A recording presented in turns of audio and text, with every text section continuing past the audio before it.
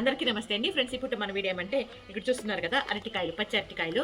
వీటితో నేను మజ్జిగ పులుసు చేయబోతున్నానండి. మజ్జిగ పులుసు నేను ఏ విధంగా చేస్తాను అనేది ఈరోజు మన వీడియో అనమాట. ఆలస్యం లేకుండా స్టార్ట్ చేసేద్దాం, ఓకేనా? ముందుగా చేయికి వంట నూనె రాసుకొని దాని తర్వాత అరటికాయల తొక్కు అయితే తీసేద్దామండి. చేయికి నూనె ఎందుకు రాసుకోవాలంటే అరటికాయ తొక్కు తీసేనప్పుడు బంకగా ఉంటుంది కదండి, ఆ బంక మన చేయికి అంటుకోకుండా ఉంటుంది. అది కూడా కాయలు శుభ్రంగా ఉంటాయన్నమాట. ఈ రకంగా ఆ తొక్కు తీసేసి అన్ని ఈ విధంగా చిన్న చిన్న బిళ్ళలాగా కట్ చేసుకున్నాను. ముందుగా అందులోకి వంట నూనె వేసుకున్నాను. దాని తర్వాత కారము, పసుపు, ఉప్పు ఇవన్నీ కూడా వేసాను అనమాట. అన్నీ వేసి ఈ రకంగా నూనె వేసాం కదండి, వంట నూనె కాబట్టి బాగా కలుసుకుంటుంది అనమాట, బాగా అదుక్కుంటుంది కూడా ఆ ముక్కలకి.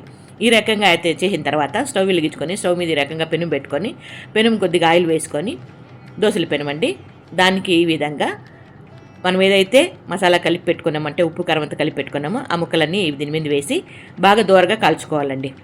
తొందరగానే అయిపోతుంది, మరి లేట్ ఏం కాదు. ఎందుకంటే ఇది తొందరగా ఉడికిపోయే తత్వం తనకుంది కాబట్టి ఎవరికి, మన అరటికాయ ముక్కలకి కాబట్టి తొందరగానే వేగిపోతుంది అనమాట. చాలా ఇట్లా ఉత్తుగా తింటే కూడా చాలా టేస్టీగా ఉంటుందండి. మేమంతా కూడా టేస్ట్ చేసాము, చాలా బాగుంది. ఇవి మొత్తం రెడీ చేసి పెట్టుకున్నామా, దీన్ని పక్కన పెట్టుకొని పెరుగు రెడీ చేసుకున్నానండి. పెరుగు అయితే బాగా ముందు రోజే పెట్టుకున్నాను. మన ఇంట్లో చేసిన పెరుగు అనమాట. ఈ విధంగా దాన్ని చిలుక్కున్నాను, కొద్దిగా నీళ్ళు పోసుకున్నాను, మరి నీళ్ళు పోయలేదు, కొద్దిగా నీళ్ళు పోసాను. ఇంకా బాండ్లు పెట్టి బాండ్లో ఆయిల్ వేసుకుని ఆయిల్ వేడెక్కిన తర్వాత ఆవాలు, జీలకర్ర, ఉద్దిపప్పు, శనగపప్పు ఇవన్నీ వేసి బాగా వేయించుకున్నాను అనమాట. దాని తర్వాత ఇవన్నీ కొంచెం వేగిన తర్వాత సన్నగా తరిగి పెట్టుకున్న పచ్చిమిర్చి అందులోకి వేశాను, ఎండుమిర్చి కూడా వేశాను, కరివేపాకు వేశాను, ఇంగు అండి, మెయిన్ ఇంగు వేస్తే చాలా టేస్ట్ వస్తుంది. దాంతోపాటు పసుపు కూడా వేశానండి. పసుపు కలర్ కొద్దిగా చాలా కూడా వేసుకోవచ్చు. ఇప్పుడు స్టవ్ ఆఫ్ చేసేసాను.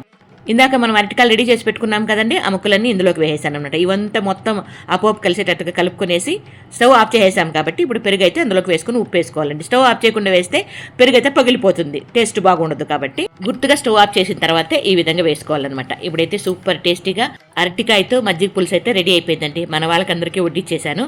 కాకపోతే మాకు సరిపోలేదండి, తక్కువ వచ్చింది. మేము అనుకోకుండా ఈరోజు ప్లాన్ చేసాము, లేకపోతే పెరుగు ఎక్కువ ఉన్న రోజు చేసుకుంటే ఇంకా బాగుండేది అనమాట. అందరూ తృప్తిగా భోంచేశారు, చాలా బాగుందన్నారు. ఇంక నేనైతే వడ్డించుకుంటున్నానండి. ఇదిగోండి, అంటే మిరపకాయలు ఉంటాయి కదా, ఊరు మిరపకాయలు అంటారు, మజ్జిగ మిరపకాయలు అంటారు, అవి నంచుకునే పెట్టుకున్నాను. అందరికి కూడా మన వాళ్ళకు కూడా పెట్టాను అనమాట. ఈ రకంగా అన్నం పెట్టుకొని అన్నంలోకి ఈ రకంగా మజ్జిగ పులుసు వేసుకున్నాను. ఎంత బాగుందంటే అంత బాగుందండి, మాటల్లో చెప్పలేము. అసలు నేను ఇంకేం వడ్డించుకోలేదు, ఈ అన్నము మజ్జిగ పులుసుతోనే తినేసాను అంతే. ఇంక వేరే ఏమి కూడా సాంబార్లు, పప్పులు ఏమి కూడా వడ్డించుకోలేదు. చాలా బాగుందనమాట.